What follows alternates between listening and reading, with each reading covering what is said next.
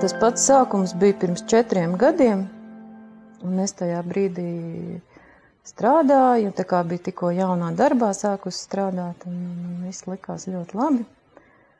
Un tad es, vienu dienu vienkārši sataustīju tādu bumbuli. Un tad tikai pēc operācijas es uzzināju, ka tas ir bijis ļaundabīgs audzējs, un tā viss sākās, un tās izjūtas man bija, līdz pēdējiem brīdim vienkārši es tā kā negribēju ticēt, ka tas tā kā notiek ar mani, attiecās uz mani. Bet, kaut kā, nezinu, kaut kā saņēmu sev rokās. Man bija arī ļoti liels atbalsts no manas ģimenes. Un, vienīgi manā situācijā ir tā, kad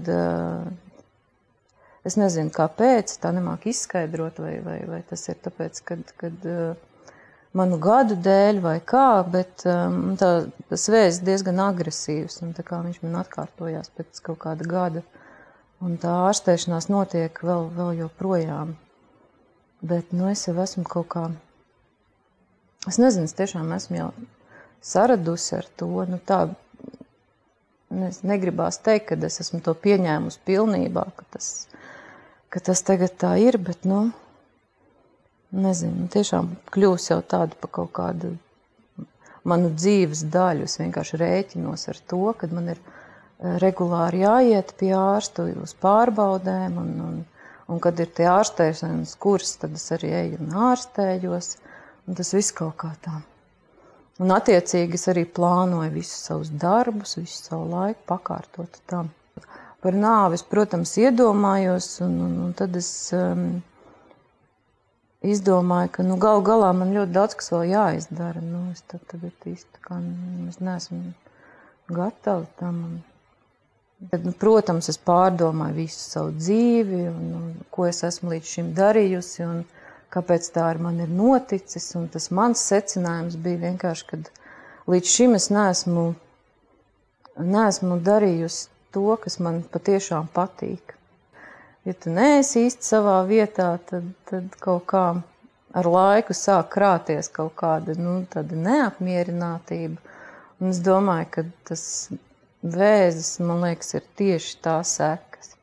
Diezgan traki skan, bet es esmu ieguvusi no šīs slimības. Es nezinu, vai citādāk es būtu domājusi par to, kad man vajadzētu kaut ko mainīt, kad tā dzīve īstenībā nav tik gara. Tā, lai nonāktu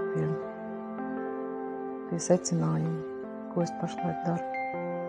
Un par savu ģimeni, protams, man bija ļoti grūti skatīties, kā man vecāki to pārdzīvo, un tas, kad es nevaru viņiem palīdzēt, kad es, praktiski man sanāk vēl tā kā dubulta nasta, jo es tā kā jūtos, vainīgi nav tas vārds, bet, kaut kā,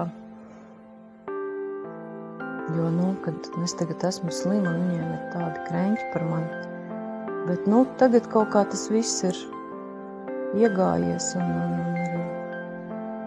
tās prognozes ir tā kā labas, un praktiski viss tā normāli.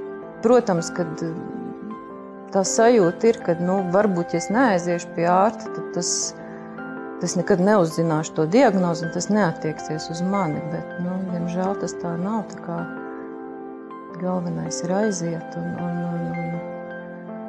un arī par ārstiem es varu teikt, ka arī brīnišķīgi ārsti ir onkoloģijas centrā, un viņiem var pilnīgi uzticēties. Tā kā tas arī man daudz ko palīdzēja.